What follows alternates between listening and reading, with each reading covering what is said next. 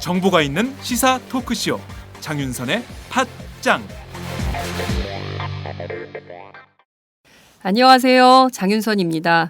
오늘은 11월 13일 목요일입니다. 오늘 수학능력 시험 보시는 모든 수험생들 아마 지금쯤 점심 드시고 오후 시험 준비하실 것 같은데요. 끝까지 최선을 다하시기 바랍니다. 모두가 승자가 될 수 없는 구조를 만들어 놓고 응원하는 것은 이중적이다라는 비판도 있는데요. 전적으로 동의합니다. 다들 원하는 공부 또 원하는 일을 하면서 살 수 있도록 제도가 바뀌어야 하는데 한국 사회 아직 멀었죠? 오늘 여러분께서는 어떤 뉴스에 주목하셨습니까? 저는 경향신문 일면 머릿 기사에 시선이 묶였는데요. 우리나라의 공식 실업률은 3.2%. 그렇지만 사실상 실업자를 포함해서 ILO 국제노동기구 표준에 맞췄더니 10.1%인 것으로 조사가 됐습니다. 전체 실업자 규모도 85만 5천 명에서 287만 5천 명으로 무려 3배 정도 늘어난 걸로 조사가 됐습니다. 인구 100명당 10명이 실업자인 사회. 과연 건강하다고 말할 수 있는 걸까요? 팟짱은 오늘 모두 세 꼭지를 준비했습니다. 최근 촉발된 무상복지 논쟁이 증세 논쟁으로 옮겨붙고 있습니다. 보건복지부 고위 관계자의 입에서 싱글세 도입 주장도 제기가 됐는데요. 국회 이석현 부의장과 함께 싱글세 도입과 증세 논쟁 그리고 새정치민주연합 전당대회까지도 짚어보겠습니다. 유민희 아빠 김영호 씨가 못난 아빠라는 타이틀로 에세이집을 발간합니다.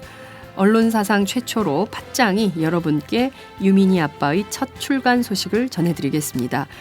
정청래 새정치민주연합 의원이 광화문 농성동지로 함께 했는데요.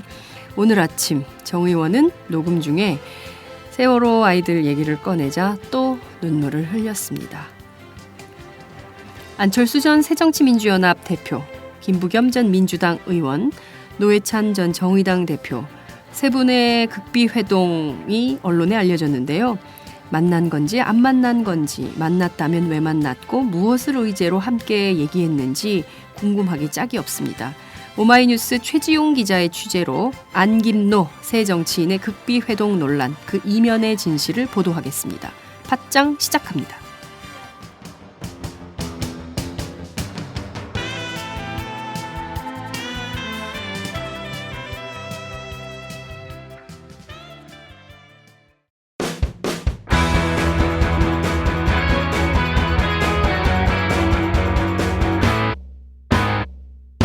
색깔 있는 인터뷰. 색깔 있는 인터뷰 시작하겠습니다. 최근 지방교육청의 누리과정 예산 부족 문제에서 촉발된 정치권의 무상복지 논쟁이 증세 논쟁으로 본격화하고 있는 양상입니다. 오늘은 이석현 국회 부의장님을 모시고 증세 논쟁과 새정치민주연합 전당대회 전망 등을 짚어보도록 하겠습니다. 어서 오세요. 예, 반갑습니다. 이석현입니다. 네, 부의장님 그 팟짱은 처음 출연이세요. 처음 나온 것 같아요. 네, 예. 저희가 지난 9월에 시작을 했으니까 이제 약 2달 정도 된 방송인데요. 예. 애청자들을 위해서 인사 한 말씀 부탁드립니다. 예, 청자 여러분 반갑습니다. 제가 또 이 자리에 설지는 몰랐는데요. 어제 장 반장님이 꼭 나오라고 해서 나왔습니다. 네. 혹시 실수가 있으면 이해하기 바랍니다. 예. 팟캐스트 출연도 아마 처음이신 것 같아요. 그런 것 같습니다. 예. 그렇죠. 예.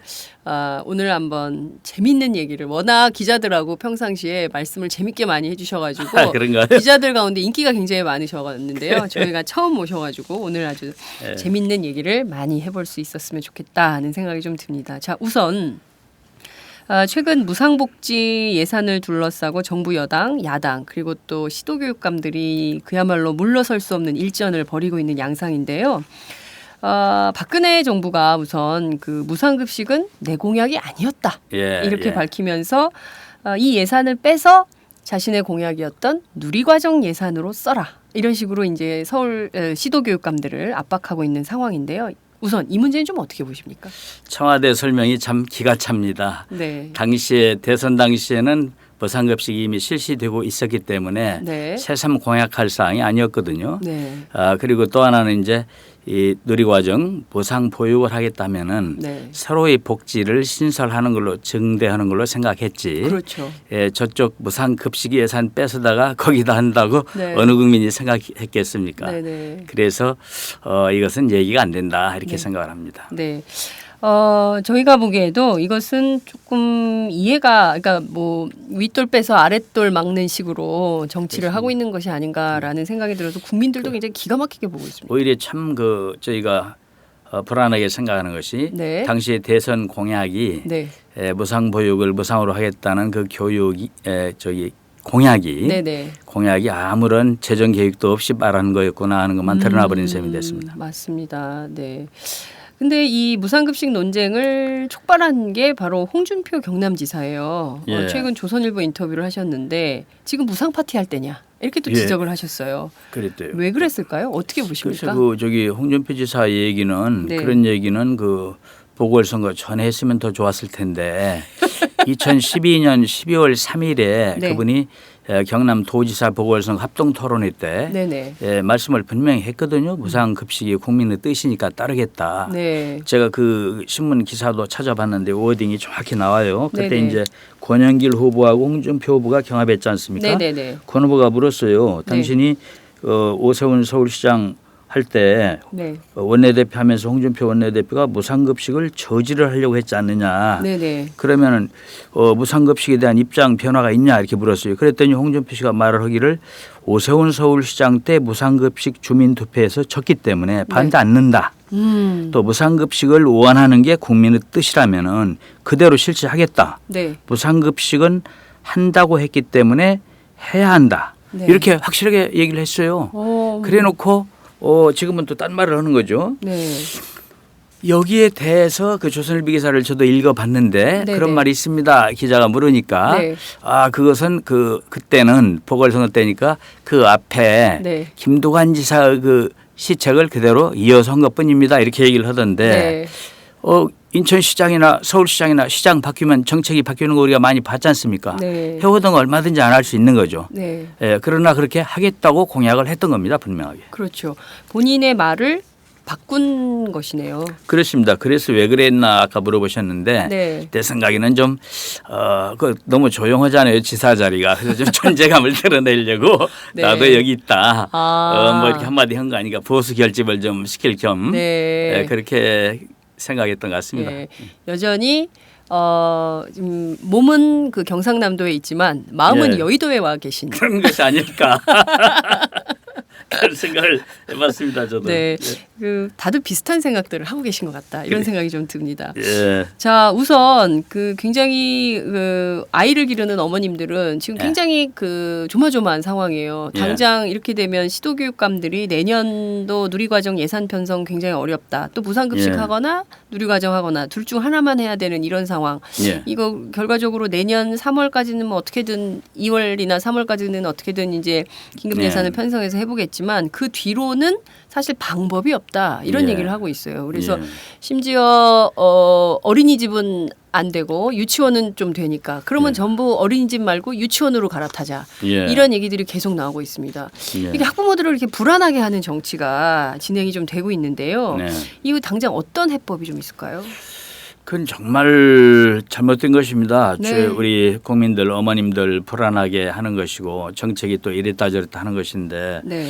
그러니까 시도교육감들이 항의했지 않습니까? 네. 집단적으로 의사표시도 했는데 저는 그게 충분히 이해가 갑니다. 왜냐하면 정책은 중앙정부가 일방적으로 결정을 해놓고 책임은 시도교육청이 져라 이거거든요. 그러니까 네. 반발도 하는 것이고 누리과정이 원래 5살에만 적용됐던 거 아니었습니까? 그것을 네. 박 대통령이 대선 공약 때 3세, 4세까지 확대하겠다라고 그렇죠. 했고 이에 따라서 지금 이제 지원 대상이 늘었으니까 예산이 늘게 된 겁니다. 네네. 그러면 그에 대해서 예산을 추하하는데 예산은 안 주고 그냥 무상급식 돈 빼다가 해라. 네. 이렇게 얘기를 하니까 네. 말이 안 되는 거죠. 그래서 그렇죠. 제가 이게 책임이 어디 있나 찾아봤더니 영유아 보육법 4조에 보니까 네. 국가가 책임이 있어요. 국가와 지방자치단체가 함께 책임을 지도록 돼 있더라고요. 재정 지원을. 네. 그런데 정부가 밑에 시행령에다는 뭐라고 만들어놨냐면 법 밑에 시행령에다가는 지방교육재정으로 알아서 한다라고 그냥 만들어놔버렸어요. 이거는 그 모법에 위반이 되는 겁니다. 불법이네요 그러면. 그렇죠. 법이 위에 있습니다. 네. 그래서 국가가 함께 책임을 져야 되는 건데 네. 당연히 그러니까 국가가 보육 예산을 지원을 해야 됩니다. 그런데 그것을 떠다 미루는 겁니다. 지금 지방교육재정으로. 그래도 되는 겁니까 중앙정부가? 정말 그러면 안 되죠. 그리고 지방교육재정이라는 게 네. 세금 늘리기 전에는 늘어날 수가 없습니다. 왜냐하면 그 세금 20%를 가져가는 거기 때문에 그래서 이게 지방교육청들은 다 죽을 맛이죠.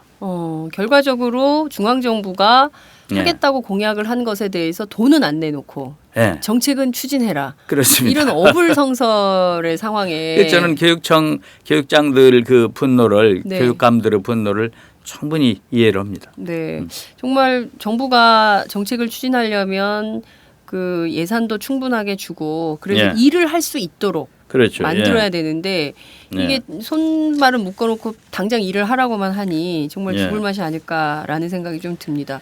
오늘 국회 기재위에서요 기획재정위원회 조세소위 세법 심사가 시작된다고 하던데요.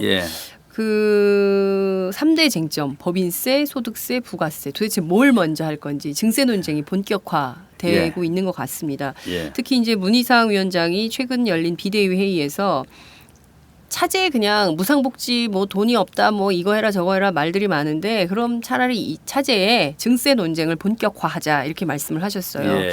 일각에서는 이 증세 논쟁 관련해서 정치권 빅딜설도 나돌고 있는데요.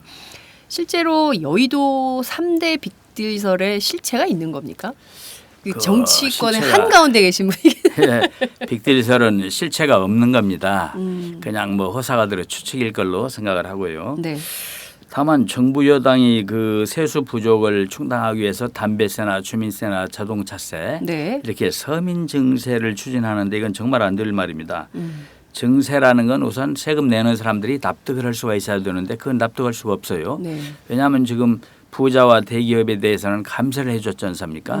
그걸 그 원상복구를 안 하고 그리고 또 사자방 우리가 사자방 국정조사 하자 그러잖아요. 4대강 또 자원 해외 자원의 외교 또 방산 비리 방위산업 비리 이런 것에 대해서 펑펑 수십조를 갖다 내다 버리면서 그러면서 지금 서민들 증세를 하자 누가 국민이 납득할 수 있겠습니까? 우리 이제 비대위원장이 언급한 것은 다만 얘기할 때 부자 감세 처리를 통해서 그 돈을 가지고 세금을 늘리자는 그걸 생략하고 말한 걸로 이해됩니다. 네. 말씀하신 대로 모든 국민들이 아니 부자들은 세금을 줄여주면서 서민 호주머니 털어가지고 증세하겠다는 거냐 이런 박근혜 정부의 정책에 대해서 다들 분노하고 있어요. 오늘 그 특히 이제 법인세와 담배세를 맞바꾸는 방안이 좀 추진되고 있는 게 아니냐 이런 언론 보도가 쭉 나오고 있는데 이게 좀 현실적 대안이 좀 될 수 있습니다. 저는 그 맞바꿀 수 없다고 생각합니다. 우선 뭐냐면은 이 법인세는 복지예산 쓰기 확대하기 위해서 다시 옛날 이전으로 그러니까 25%를 22%로 낮춰졌었잖아요. 다시 25%로 복원하는 작업이 필요하고 이게 이명박 정부 때 그렇습니다. 그런 거죠? 이명박 정부 때 그렇게 하고 또 이제 그 담배세 이거는 지금 사실상 그 서민 증세거든요. 건강 위해서 하는 것이 아니라 재원 확보를 위해서 하는 것입니다. 이것은 그렇게 해서는 안 된다고 생각합니다. 담배세의 경우에 국민 건강을 생각한다면 차라리 담배값을 한 5만 원으로 올려라. 이런 주장이 나오더라고요. 뭐 이런 식으로 하면서 결국에는 이제 서민들 호주머니 털어가지고 이제 세원 마련하려는 거 아니냐 이런 얘기가 나오고 있는데요. 자 그런데 이 법인세 인상 새누리당 굉장히 예민해요. 마치 법인세 인상을 하면은 한국 경제가 무너질 것처럼 우리 경제에 큰 위기가 생길 것처럼 얘기를 하는데 왜 그런가요? 그게 과거에 지금 통계가 말해주고 있습니다. 그 사실이 아니라는 것을 원래 그 대기업 법인세 감세를 해줄 때는 뭐냐면 낙수 효과라는 얘기를 했어요. 대기업의 세금을 깎아주면은 그것이 물이 떨어지듯이 아래로 내려가서 서민들이 편안해지고 또 경제가 활성화된다 이렇게 기대를 했던 건데 네네. 결국 어떻게 나냐면 그 반대로 나타났어요. 네. 대기업들이 버는 돈을 산해유보금으로 그냥 쌓아놓습니다. 네. 쌓아놓고 그것을 투자를 안 합니다. 네. 그러니까 이것이 경제 활성화에 아무 도움이 안 되고 네. 그 돈이 어느 정도 그 쌓아놨냐면요. 상위 10대 기업이 쌓아놓은 돈이 2010년 말에 40조 좀 넘었었거든요. 40조요. 예, 그런데 작년 6월 말 통계를 보면은 그것이 59조로 늘어났어요. 43%가 그 사이에 증가했습니다. 와. 이건 그 쌓아놓기만 하는 겁니다. 번 돈을. 그래서 이것을 밑으로 돈을 유통을 안 시키는 거예요. 네. 그러니까 서민 경제도 안 좋아지고 또 내수도 진작이 안 되고 아무것도 안 돼요. 그럼 어떻게 해야 되냐? 경제 활성화를 제대로 하려면 네. 복지를 확대해야 됩니다. 네. 그래야만 이제 그 복지 확대를 통해서 중산층과 서민이 돈이 생기니까 네네. 그 가처분 소득이 늘어나는 거잖아요. 네네, 그렇죠, 물건을 그렇죠. 살 수 있고 네, 그러면 맞습니다. 내수가 진작되고 경기가 부양되고 그래서 그렇게 해야 됩니다. 그래서 지금 정부가 세수가 부족하다. 그러니까 주민세, 자동차세, 담배세 올려야 되겠다. 네. 이것은 거꾸로 가는 정책입니다. 네. 이건 중산층의 가처분 소득을 줄여주는 일이 되기 때문에 네네. 경기가 더 위축될 것입니다. 그렇죠. 그러면 결과적으로 지금 말도 많고 탈도 많은 그 최경환 장관의 예, 초이노믹스 예. 그 정책에도 뭐 역행하는 게 되지 않을까라는 생각이 좀 드는데 아니 그렇게 기업들이 많은 돈을 쌓아놓고 예. 왜 그 돈을 안 풀까요? 그 워낙 돈을 투자 풀어요. 전망이 안 좋으니까 경제 전망이 안 좋으니까 네네. 예, 투자하는 건 리스크가 많다 생각을 하는 거죠. 그래서 우리가 지금 이 경제가 지금 구조가 잘못됐는데 네. 애당초 이 소비자들이 네네. 서민들이 돈을 뭐 물건을 살 수 있도록 네. 복지를 확대해서 돈을 풀어주면은 자연 더 생산하고 투자도 하고 네. 대기업도 따라가는 건데 거꾸로 위에다 돈을 줬더니 밑으로 내려가는 게 아니라 옆에 가둬놨더라 그런 네. 결과가 나온 거죠. 그런데 실제로 그 국회에서 새누리당 의원들을 만나보면 네. 어떤 얘기들을 좀 하십니까? 이런 그 좀 새정치민주연합의 정책에 속으로는 좀 동의를 하십니까? 예, 많은 분들이 초이노믹스에 대해서 걱정들을 해요. 경제를 좀 아시는 분들이. 아 실제로 새누리당 예, 안에서도요. 그렇습니다. 새누리당 의원들도 이게 과거 그 MB 때나 그 전 시대의 그 사고 방식이다. 네. 지금 우리 경제 흐름이 안 맞다 이런 것을 좀 아는 분들은 알고 있습니다. 그러면 사실 새누리당 의원들도 속으로는 걱정을 하는데 박근혜 정부가 워낙 저렇게 하고 있으니까 아마 그럴 겁니다. 얘기는 예. 못하고 속은 끓고. 그런 점도 많이 있을 겁니다. 예. 아니 그런데 최근 그 증세 논란이 한창인 가운데 그 보건복지부 고위 관계자가요. 예. 저출산 보완 대책으로 싱글세 같은 예. 페널티를 부과하는 방안을 검토하고 있다. 이런 주장이 제기돼서 예. 어제 검색어 1위까지 올랐습니다. 싱글세. 예. 그 복지부는 뭐 아예 사실이 아니다 이렇게 해명을 했지만 논란은 지금 계속되고 있는 상황인데요. 자 예. 정부가 이런 고민까지 하는 단계에 이르는 거예요. 예. 어떻게 예. 보십니까? 아, 그게 참 저도 이게 트윗을 열심히 하는데 트위터에 어떤 분이 글을 올렸더구만요. 네. 아니 지금 그 혼자 사는 것도 서러운데 진짜 세금까지 내라니 말이 되냐. 네. 울고 싶은 사람 뺨 때려주는 격이다 하고 누가 올렸던데 공감이 가더라고요. 예.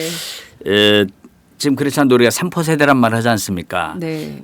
취업난에 연애도 못해 또 돈 없으니까 결혼도 못해 또 양육비 양육 여건이 안 되니까 애를 안 낳습니다. 못 나요. 예, 안 낳는 게 아니라. 그렇습니다. 애를 못 낳습니다. 이렇게 좀 어려운 입장에 있는데 네. 그것을 국가가 네. 결혼도 할 수 있고 애도 낳을 수 있는 그런 여건을 만들어줘야지 여건을 네. 안 만들고 결혼 안 했으니 페널티로 벌칙으로 돈 좀 내라 세금 네. 이런 발상이 어디서 나오는지를 나는 알 수가 없어요. 이 만약에 싱글세를 매긴다면 이게 염장세다 이렇게 이름 붙여 염장 지르는 얘기입니다. 서민들. 그게 참 이런 생각 아. 자체가 나는 참 신기한 생각이 들어가요. 네. 역시 부의장님은 훌륭하십니다. 이렇게 말씀이 착착 감겨. 염장세, 싱글세는 염장세로 저희가 오늘부터 부르도록 하겠습니다. 도대체 이게 복지부 누구 입에서 나온 겁니까? 이게 복지부요. 정보가 또 빠르시잖아요. 우리 부의장님은 아니, 제가- 또 정보가 빠르셔. 제가 MB 정부 때 네. 저격수 역할을 좀 했잖아요. 그래요, 그때 예. 제보가 많이 들어오더라고요. 네, 요새는 네. 이제 그거 안 하잖아요. 부의장 되고 제가 점잔을 좀 뺐더니 제보가 없어요. 그런데 이것에 대해서는 의원이 네. 제가 간접적으로 들은 얘기가 있어요. 예. 그래서- 최초 공개. 예, 그래서 지금 좀 아는데 어저께 해명한 분 있죠? 복지부에 네. 인구국장이 네. 해명했죠. 네. 이게 와전된 것이다. 네. 그보다는 상급자가 그 말을 한 것입니다. 아. 내 누구라고 집어서 얘기 안 하는 게 뭐냐면 이왕에 안 하겠다고 발뺌하라고 네. 처리하는 모양새고 네. 그러니까 제가 누구라고까지는 않겠습니다만 상급자입니다. 아, 인구국장보다는 윗분이다. 예. 팟짱이 최초 공개하는 상황입니다.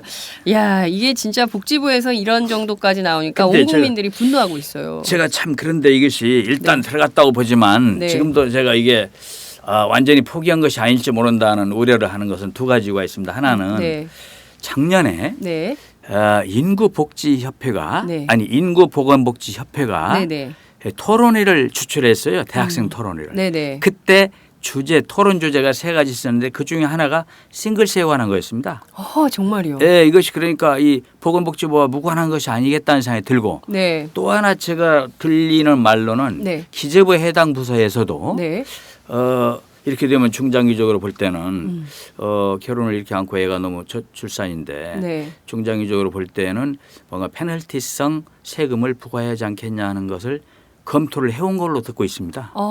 그런 두 가지 사실을 볼 때 네. 이것이 아주 들어간 건지 일단 하도 반응이 격하게 나왔잖아요. 네, 네, 네. SNS나 언론이나 네. 전부 뭐 쏘아붙이니까 네.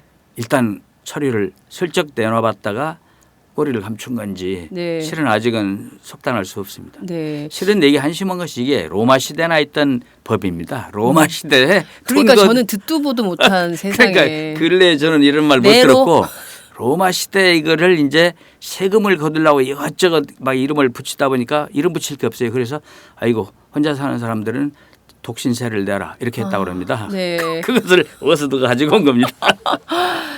그런데 지금 저희가 웃으면서 얘기를 하고 있지만 예. 이게 정부가 기재부까지 이렇게 검토를 하고 있고 예. 복지부에서 작년에 그런 대학생들 대상으로 토론할 때 그게 실질적 토론 의제였다면 예. 이게 지금은 워낙 반발이 거세니까 살짝 꼬리를 감췄지만 언제든지 다시 예. 재론에 붙여져서 정책 추진을 할 가능성이 있는 세금이다. 이렇게 볼 수 이런 있는 거예요. 동향에 따라서는 네. 알 수 없는 것입니다. 예. 네.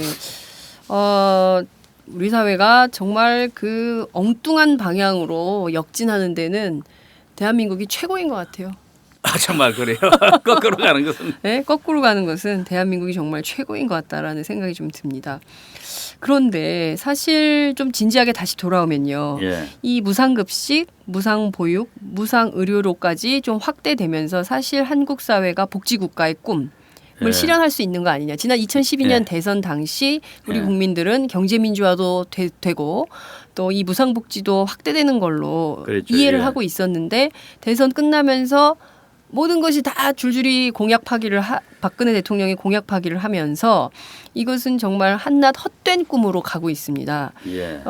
그런데 실제 이런 것들을 하기 위해서는 증세를 좀 해야 되는 거 아니냐, 어떤 방향으로 증세를 해야 되는 것이냐라는 예. 고민은 좀 사회적으로 깊어가는 상황인 것 같습니다. 그렇습니다. 부의장님 판단으로는 어떤 방향으로 증세를 확대해 가야 된다고 생각하십니까? 네. 그 복지 재원 확충을 위해서 뭔가 있어야 된다는 사회적 공감대가 있는데요. 네. 그렇다 해서 서민들 돈을 우려내라 이런 것은 아닌 것 같습니다. 네. 다시 말하면 이제 그 과거에 MB 정부 때 그 법인세를 22%로 낮춰졌잖아요. 네. 그것을 다시 복원을 하고 그리고 이제 그 대기업에 대해서 각종 특혜성 감면을 해준 내용들이 있어요. 그런 네네. 내용들을 다 철폐해서 다시 복원하면은 1년에 약 5조 원의 세수 증대가 나오는 걸로 집계가 됩니다. 네네. 그 5조 원이면 네. 지금 우리가 초등학생 그 무상 급식이 1조 7천억이면 되잖아요. 1년에. 네네. 또 무상 보육 지금 누리과정 다 네. 합해도 3조 9천억이면 되잖아요. 네네. 그래서 다시 부자 감세 철회, 대기업 법인세 감세 철회를 통해서 네. 이걸 극복을 해야 한다. 설령 그렇게 해서 조금 모자라면 그때 서민들에게도 늘리겠다는 동의를 요청할 명분이 쓴다. 이렇게 생각합니다. 네, 그러니까 부자 감세 철회하지 않고는 도저히 저희들도 지갑을 열 마음이 안 생깁니다. 그렇습니다. 다 네. 그렇죠. 네, 부자들도 안 내는데 왜 서민들이 단돈 월급 빼고 나머지 다 오르는 이 시대에 정말 억울해서 못 내겠습니다. 세금을 낼 때는 네. 나로서는 힘든 일이지만 네. 이것이 나라를 위해서 불가피하다라고 인식이 될 때 세금을 내거든요. 네. 그런데 이렇게 해버리면은 자 이거 부자들은 깎아주고 우리 서민들한테 이걸 채우라는 거냐 네. 이렇게 되면 이 조세 반발이 일어나게 되죠. 네, 알겠습니다.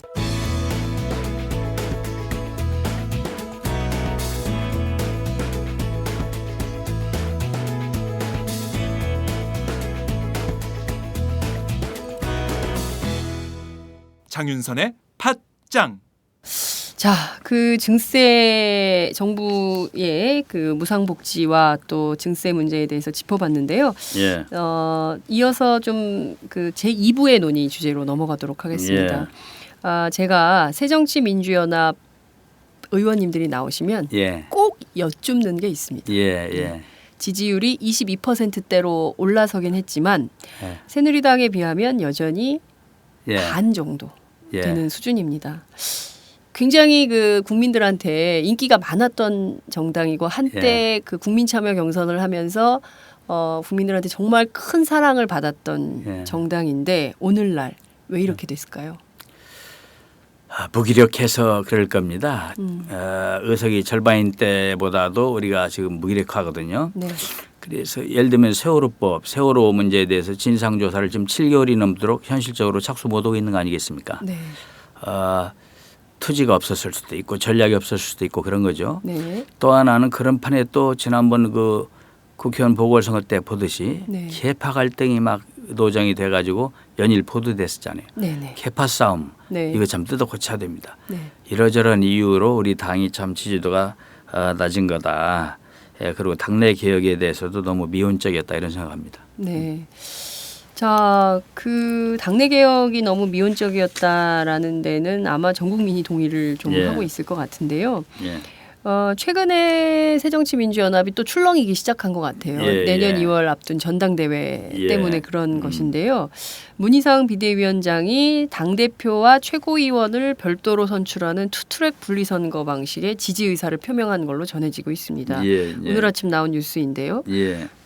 아마도 공개석상에서 집단지도 체제 환원에 되게 부정적이었는데 공개석상에서 이렇게 반대 의사를 밝힌 건 이번이 처음이 아닌가라는 생각이 좀 드는데요.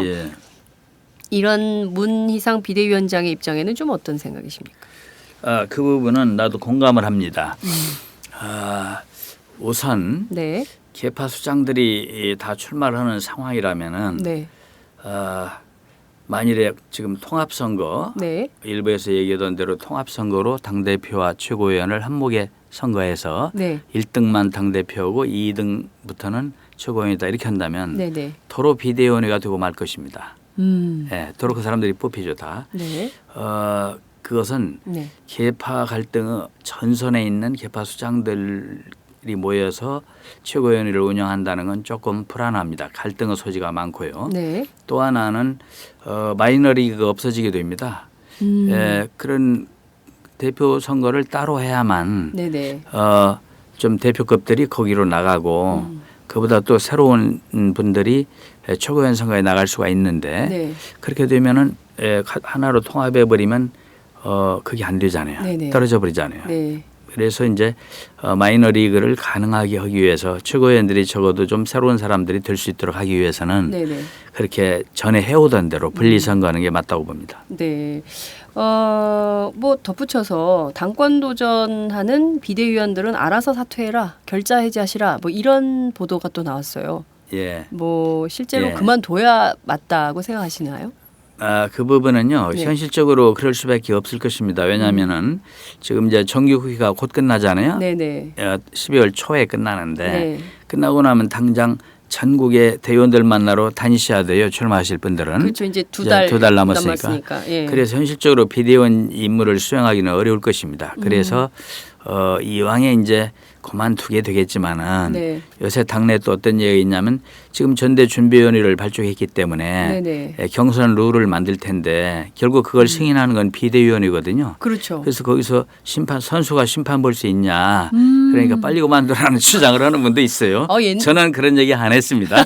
저는 좀 기다리면 이왕에 뭐 그만두실 것 같은데 네. 그렇게 할 필요 있나 싶은데 네. 그런 주장이 나와가지고 네. 지금 그것을 아마 문희상 위원장이 대변해 준 것 같습니다. 예. 그러면 아마도 다음 주에 당권 도전하실 분들은 줄줄이 사퇴하는 비대위원 사퇴가 줄줄이 이어질 가능성도 있겠네요. 그 비대위원 생각이라 알 수가 없겠습니다. 문재인 의원은 출마하실까요?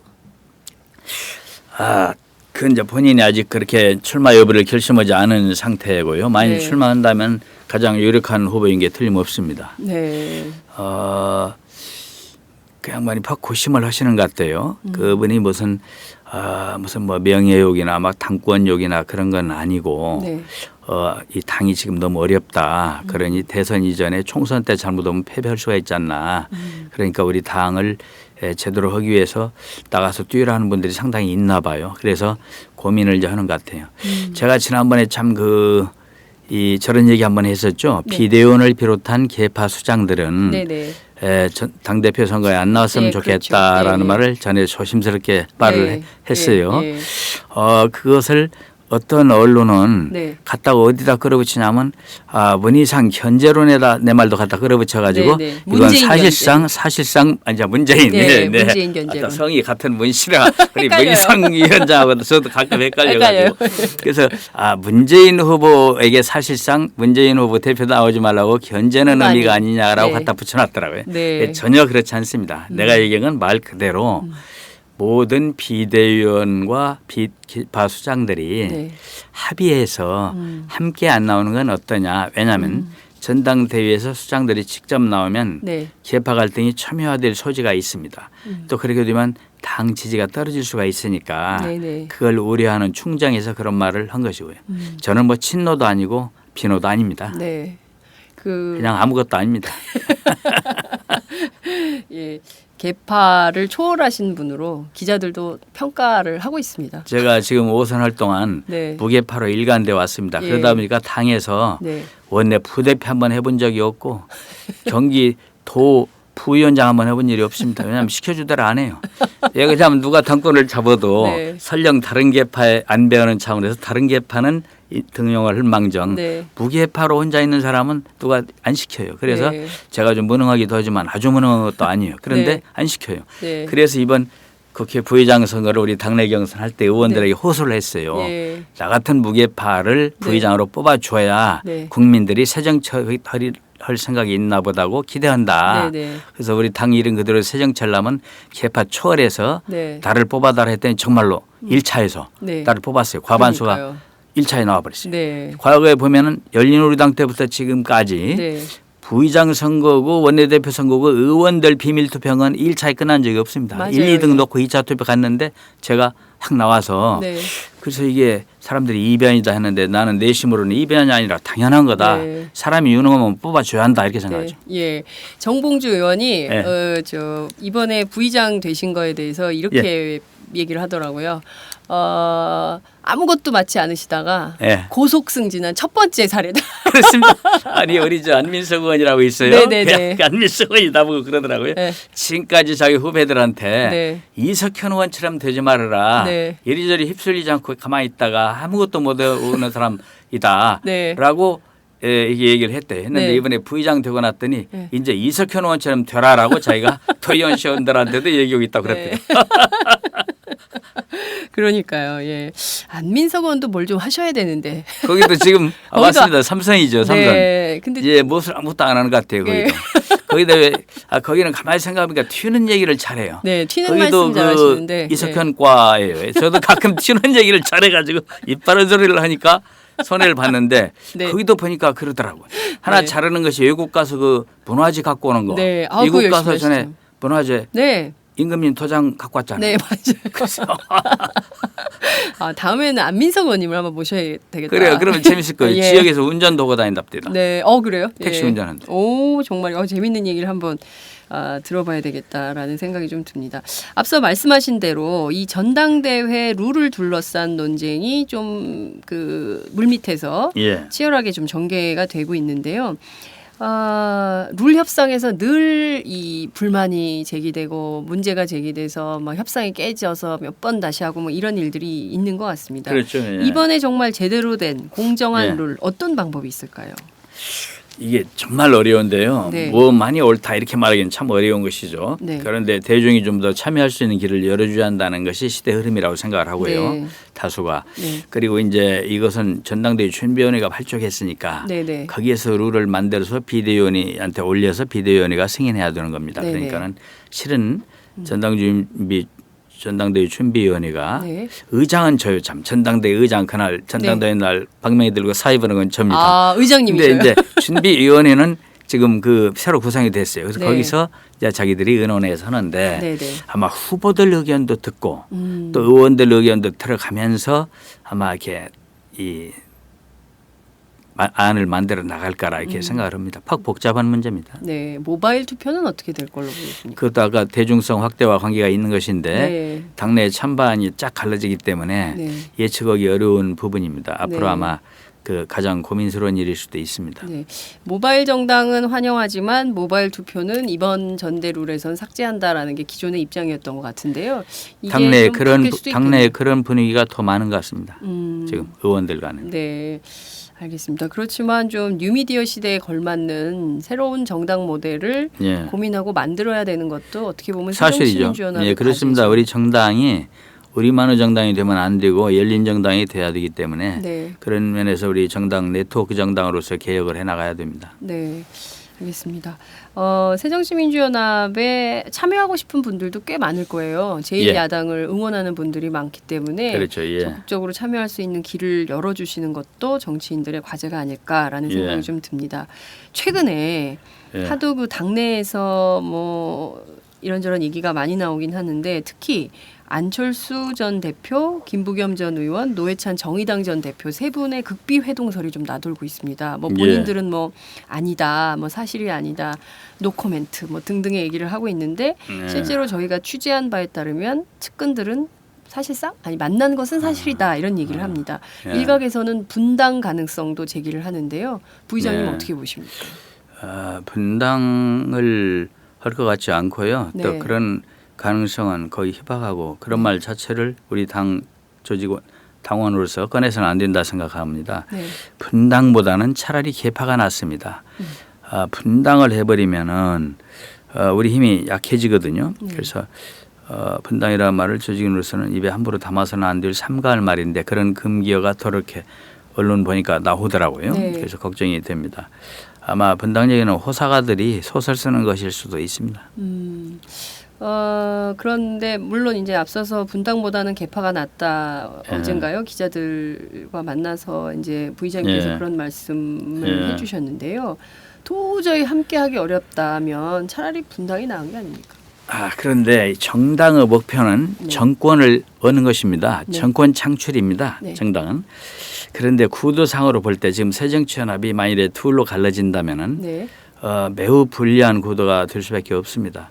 그래서 좀 견해 차이들이 있어도 네. 좀 서로 인내하면서 상대방의 생각도 다른 의견도 있을 수 있다는 것을 감내하면서 네. 공존하는 쪽으로 가야 된다 이런 생각을 합니다. 그래서 제가 분당보다 개파가 나은 거다 차라리 네. 차라리입니다. 차라리. 네, 차라리. 그렇게 말을 한 겁니다. 네. 일각에서는 그 차라리 정파 등록제 같은 것을 분명히 해서 좀 정파와 개파하고 정파는 좀 다른 거니까요. 예. 내부에 좀 가치와 노선을 가지고 예. 토론도 하고 합리적 결론도 내는 뭐 그런 방향으로 가는 것은 어떠냐 이런 주장도 나오는 것 같아요. 그러면 아주 좋죠. 그러니까 말하자면 이 수평적 그룹이 형성된다면 정책과 이념을 중심으로 해서 수평적인 그룹이 형성된다면 바람직한 거죠. 네. 근데 우리가 우려하는 것은 네. 공천 때 덕보기 위해서 또는 전당대회 때 도와주기 위해서 네. 이렇게 이 수직적인 인적 연대, 네. 이게 사람 중심의 그 개파를 우리가 우려하는 거죠. 실제로 그것이 존재하는 건 사실이지 않습니까? 맞습니다.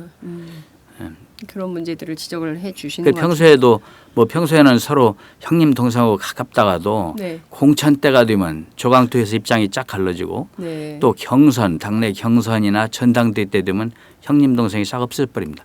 이것이 좀 우리 개파의 좀 실태거든요. 네. 그건 아니라고 할 수 없는 일이고 네네. 이것을 축소하기 위한 노력을 우리가 해야 됩니다. 갈등을 줄이기 위한 노력을. 네. 알겠습니다. 야권이요. 예. 그 새누리당이 40%가 넘는 지지율이고 예. 새정치민주연합이 22%, 리얼미터 이번 주 조사에 따르면 그런데요. 예. 그리고 정의당이 3.9%, 통합진보당이 1.9%. 그러니까 예. 사실상 다 합쳐도 30몇 %밖에 안 되고 예. 새누리당에 비하면 턱없이 부족한 지지율을 예. 갖고 있는 건데요. 그렇다면 이게 전체를 좀 흔들어 가지고 예. 야권 재편이 필요한 거 아니냐. 예. 거대한 여당에 맞설 새로운 야권의 재구성. 예. 이런 게 필요한 거 아니냐라는 것도 정치권 내부의 고민으로 존재하는 것 같습니다. 부의장님이 좀 어떤 생각이십니까? 그게 무난하게 성공적으로 될 수 있으면 참 좋겠습니다만은 네. 그런 일이 논의에 그치고 실패해버리면은 더 안 했던 것만 못하게 지지도가 더 떨어지거든요. 네네. 그래서 넘어야 할 산이 많이 있습니다. 그걸 위해서는. 네. 그래서 그보다는 오히려 지금 130석이면 거대 야당입니다. 그렇습니다. 130석을 가지고 있는데 우리가 신뢰를 별로 못 얻고 있으니까 지지도가 낮은 거 아니겠습니까? 네네. 그걸 우리가 고쳐나가야 된다 먼저 네. 그런 생각을 하는데 얘기가 길어져서 미안합니다만 우리가 왜 우리 당이 지금 그러면 국민에게 그렇게 지지를 못 받는가. 네. 힘과 의지를 보여주지 못하기 때문에 그랬습니다. 힘도 없어 보이고 의지도 없어 보이는 것이죠. 먼저 우리가 강한 의지를 가지고 해내야 되는데 네. 그렇게 안 보이고 그냥 대충 타협해 나간다 이렇게 보이는 것이고 네. 또 하나는 그런 역량을 보여주지 못했기 때문에 그랬습니다. 그래서 그 두 가지를 힘과 의지를 보여주기 위해서 우리가 더 단합을 해 나가면은 단합을 해 나가고 갈등을 해소해 나가고 또 혁신을 해 나가면은 우리가 신뢰를 회복할 수 있지 않을까 그렇게 생각을 합니다. 네. 사실 야당 입장에서 보자면 정치권 안에 빅딜설이 떠돌고 다니는 것도 가히 반가운 얘기는 아닐 것 같습니다. 뭐 자꾸 야당이 여당하고 뭔가 정책을 엿바꿔먹게 한다라는 인상도 줄 수 있기 때문에 그것도 사실 야당 입장에서는 굉장히 불쾌한 그렇습니다. 얘기일 수 있을 근데 것 그것은 같습니다. 좀 그 사실이 아닐 수 있는 게요. 네. 과거 삼김시대 같이 네. 당 대표가 모든 당권을 송두리째 장악하고 있던 시절에는 주고받는 것도 혹시 가능할지 모르겠어요. 지금이 네네. 그렇다면. 네. 그런데 지금은 그러지가 않기 때문에 당내 권력이 분산이 많이 돼 있기 때문에 네. 누가 그렇게 그런 통 큰 그런 빅딜을 갖다가 저쪽하고 해낸다는 것은 현실적으로는 어려운 일일 겁니다. 많은 반발이 부딪힐 수 있거든요. 네, 당내 반발이 거세기 때문에 그렇습니다. 그렇게 예. 해내기도 사실은 쉬운 일은 아니다. 그것입니다. 다만 그러나 이것저것 생각해보니까 저쪽에서 이런 거 주장하고 네. 이쪽에서 이거 주장하는데 이렇게 서로 바꿔먹으려고 하는 거 아니에요? 이렇게 의심들을 사람들이 네. 하는 거죠. 그런 것 같습니다.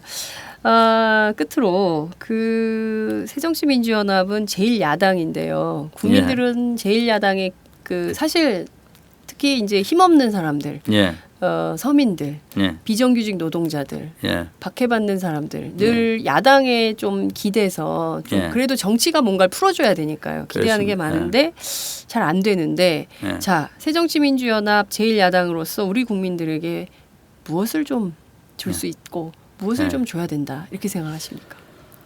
우선 그 우리가 두 마리 토끼를 쫓아내다가 실패한 사례들이 있어요. 네, 지금도 그런 형국인데 네, 우리가 그 뭐라고 이쪽도 아니고 저쪽도 아닌 그런 중도층들의 지지를 얻기 위해서 뭘 하다 보니까 네. 우리 식구 챙기는 일에 소홀했다는 평을 많이 들어요. 아, 그래서 정체성 얘기도 그래서 자꾸 나오는 것이거든요. 네, 네, 그래서 우리 진정성을 가지고 네, 우리가 최선을 다해서 아까 의지 얘기했습니다만 네, 우리가 최선을 다해서 싸워 나가면은 네, 그런데도 도저히 이런 일은 이렇게 어렵습니다 하는 것을 국민 앞에 솔직하게 얘기할 수 있으면 네, 그러면 국민들이 좋아하리라고 믿어요. 우리 국민들이 지금 많이 알고 있기 때문에 네, 매사에 야당이 승리하기만을 기대하는 건 아니에요. 네. 승리하라 이겨라 또 우리 이 주장을 들어주라 하면서도 네. 그래서 정직이 굉장히 필요하다. 둘러먹으려고 말고 솔직하게 모든 걸 국민 앞에 털어놓고 함께 나가는 자세 네. 그렇게 하는 것을 국민이 원할 것이다.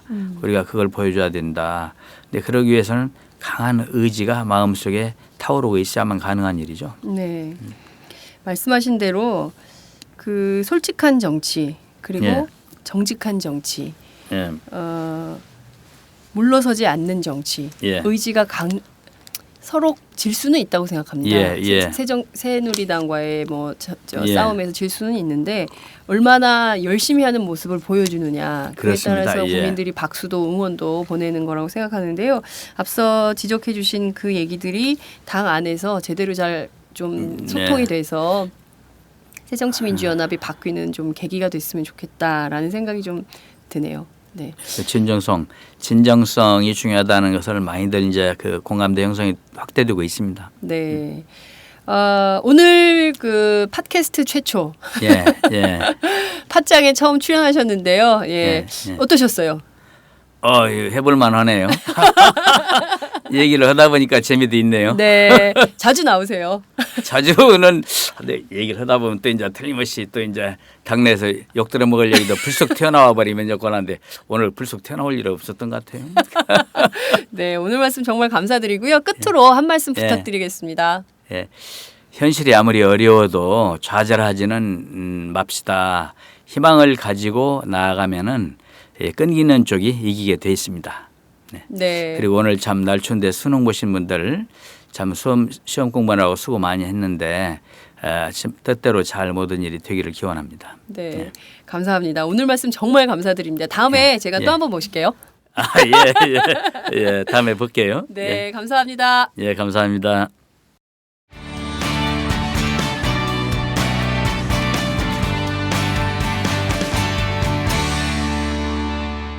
여러분께서는 지금 장윤선의 팟짱을 듣고 계십니다.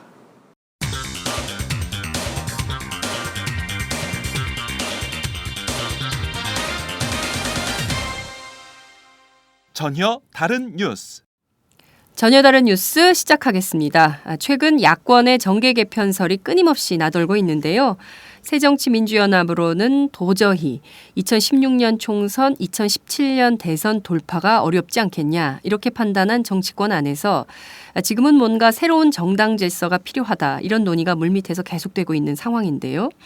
이 같은 분위기에서 최근 안철수 전 새정치민주연합 대표, 김부겸 전 민주당 의원, 노회찬 정의당 전 대표가 극비 회동한 사실이 언론에 알려졌습니다. 관련해서 오늘은 오마이뉴스 정치부 최지용 기자를 연결해서 자세한 소식을 알아보겠습니다. 최 기자 나와 계신가요? 예, 오마이뉴스 최지용입니다. 네. 최근 안철수 전 대표, 김부겸 전 의원, 노회찬 전 대표가 회동을 했다라고 하는데 실제 사실인가요? 예, 그런 언론 보도가 있어서 제가 그 세 분께 다 연락을 드려봤습니다. 네네. 안 전 대표하고는 통화가 안 됐고요. 네. 노회찬 전 대표와 김부겸 의원과 직접 통화를 했는데요. 네. 서로 통화 내용은 조금씩 달랐습니다. 먼저 노회찬 전 대표 같은 경우는 세 분의 그 세 명의 회동 사실을 긍정하지도 그리고 딱히 부정하지도 않았습니다. 노회찬 대표는 그 회동 사실에 대해서 아는 게 없다. 그리고 그런 언론 보도가 있지 않았냐라는 말에 그럼 그 기사를 쓴 기자에게 물어봐라. 라는 식으로만 대답을 했습니다. 아니 만났으면 만났다, 안 만났으면 네. 안 맞다 말을 하면 되는데 아는 게 없다. 이거 굉장히 모호한 워딩이네요. 그렇죠. 모호한 답변이었습니다. 네. 네. 김부겸 전 의원은 어땠습니까? 예, 김부겸 전 의원은 일단 회동 사실을 부인했습니다. 본인이 최근에 한 일주일간 일본에 다녀왔고 그 네. 사이에 뭐 노회찬 전 대표나 안철수 전 대표가 대구에 온 일이 있었는데 네. 그 사실을 알고 누군가 추측한 거 아니냐라고 이렇게 본인이 이렇게 해석을 해주셨습니다. 네. 최근에 두 사람을 따로 본 일도 없다고 또 말하기도 했습니다. 그러니까 노 전 대표는 나는 아는 게 없다 이렇게 얘기를 했고 네네. 김부겸 전 네. 의원은 나는 당시에 일본에 있었고 노회찬 안철수 두 분이 대구에 왔었는데 먼저 만난 어떤 적은 분이 오신- 없다. 네네. 네, 뭐 그렇습니다. 이렇게 부인을 네. 하고 있는 거네요. 안철수 전 대표는 네네. 어떤 입장인가요? 예, 안 전 대표는 전화를 받지 않아서요. 그 네. 가장 가까이에서 측근. 보좌하는 측근에게 말씀을 드렸는데요. 네. 절대 아니라면서 그러니까 가장 완곡하게 부인을 했습니다. 만약에 사실 그렇게 만났다고 했으면 네. 이미 보수 언론에서 네. 안 대표가 벌써 탈당을 할 것이다, 분당을 할 것이다 라면서 기사를 썼을 것인데 네. 그렇지 않은 걸 보면은 안 만난 거다라면서 저한테 설명해 주셨습니다. 네. 그런데 노회찬 전 대표의 측근은 사실상 네. 만난 게 사실이다라고 확인을 해주지 않았나요? 네, 그 노회찬 전 대표의 한 측근이 네. 세 분이 만난 거는 사실이다라고 말을 전했습니다. 네.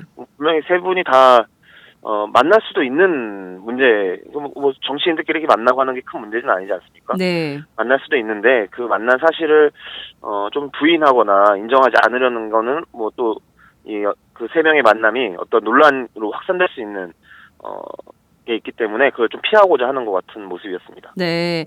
일단 세 사람의 워딩, 입장은 각각 다른데 구체적으로 관계자들을 통해서는 만난 게 사실이다라는 게 확인이 좀 되고 있는 국면인 것 같아요. 그런데 그렇습니다. 뭐 앞서 말씀하신 대로 만날 수 있죠. 정치인들이 다 만나서 얘기를 할 수 있는데 왜 만났는지 만나서 무슨 얘기를 했는지 이게 중요한 관전 포인트인 것 같은데요. 네. 이렇게 세 분의 회동이 정치권 안에서 논란이 되고 있는 배경은 뭘까요? 예, 세 사람이 모두 지금 각자의 정당에서 네. 정치적 돌파구를 좀 찾아야 된다는 공통점이 있습니다. 그래서 이 세 사람이 모였다는 것이 결국 제3정당을 논의하는 게 아니냐라는 이 논란의 핵심이 될 수 있습니다. 네. 하지만 이 세 분의 이 결은 조금씩 다른데요.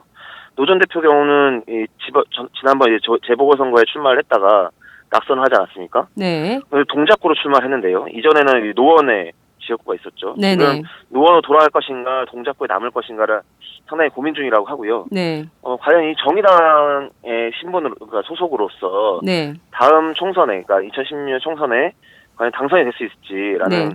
그런 고민을 하고 있는 것 같고요. 네. 안 전 대표의 경우도 지금 당무에서 완전히 손을 뗐습니다. 그렇죠. 당과 거리를 한참 두고 있는데요. 지난번에 조직 강화 특위에도 이제 송호창 의원을 넣었다가 뺐고요. 뺐죠. 최근에는 전당대회 준비위가 구성이 되는데 거기도 이제 안 전 대표 측에다가 사람을 보내겠느냐 이런 식으로 당의 요청이 있었는데 거기도 사람을 보내지 않았습니다. 네. 결국 이제 좀 당과 거리를 두면서 이 자신의 행보, 자기만의 행보를 좀 하겠다라는 의도로 해석이 되고요. 네네. 김부겸 전 의원 같은 경우도 이제 대구를 기반으로서 하는 이 정치 활동을 계속 이어나갈 의지를 보였었는데요. 네. 비대위 구성이나 비대위원장 이야기까지 나왔었죠. 근데 그런 거를 다 참여하지 않았고 어쨌든 대구에서 계속 이 정치적 그 활동을 이어가려고 하는데 아무래도 새정치연합이라는 이 타이틀로는 대구에서 정치가 쉽지 않지 않냐라는 좀 고민에 빠져 있는 상태입니다. 결과적으로 세 분 모두 현재의 당내에서 자기 위치를 좀 정확하게 자리매김을 못하고 있는 상황에서 뭔가 새롭게 자신의 정치적 입지를 키울 수 있는 계기나 기회를 좀 보고 있다. 그래서 세 사람의 회동설이 굉장히 주목받고 있는 것이 아니냐 이런 분석도 좀 가능할 것 같은데요. 제3당설로 불거질 수 있죠. 네.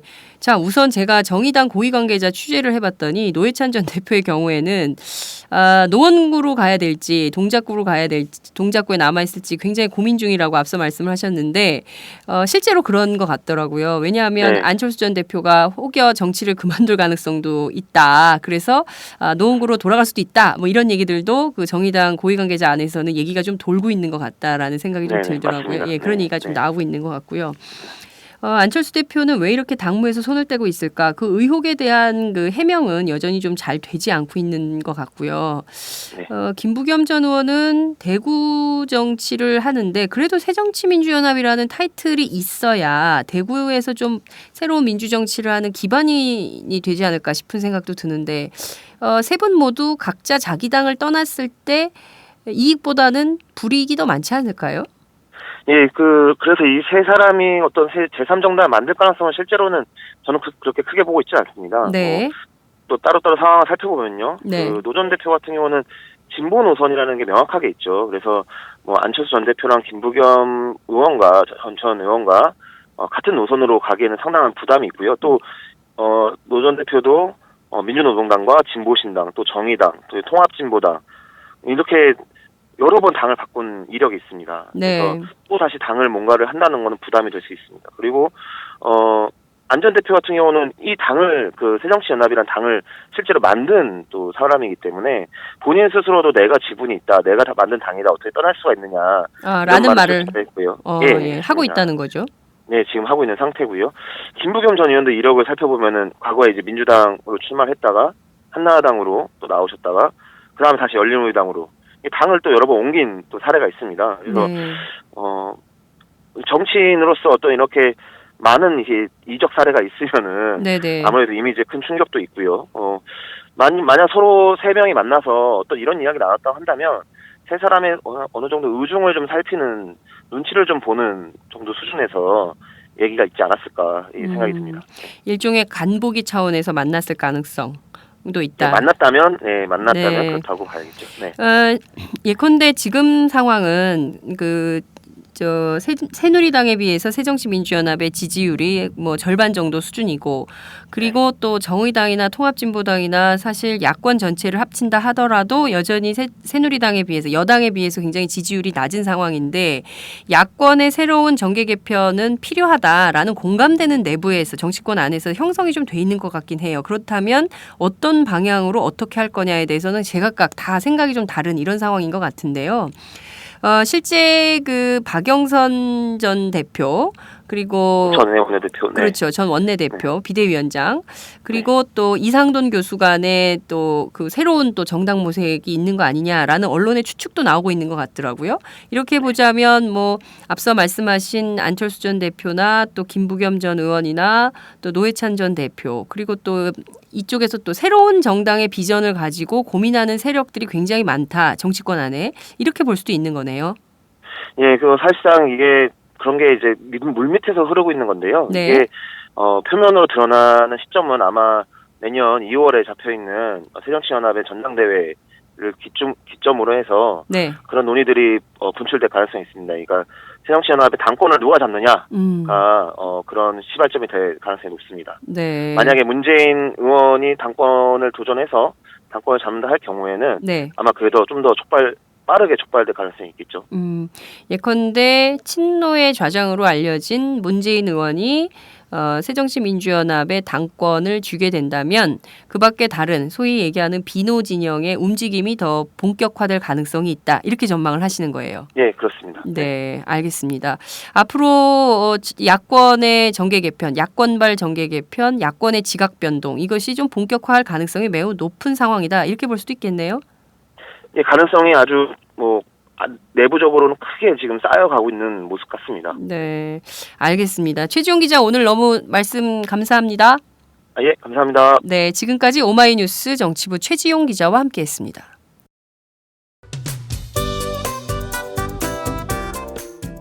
안녕하세요. 장윤선의 팟짱 애청자 여러분. 저는 김병기입니다. 전에는 편집국장이었는데요. 지금은 10만인 클럽 회원이자 본부장 맡고 있습니다. 그런데 10만인 클럽이 뭐지?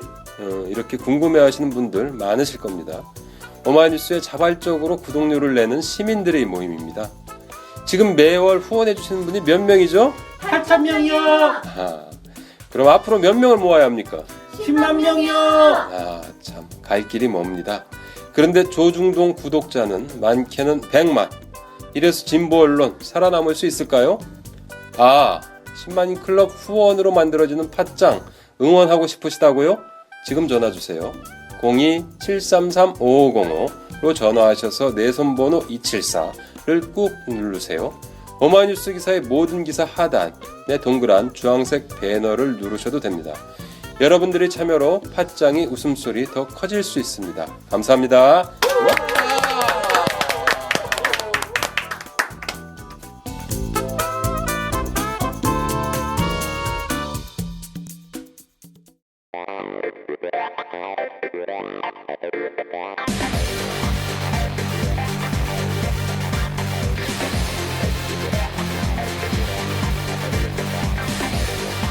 정보가 있는 시사 토크쇼 장윤선의 팟짱.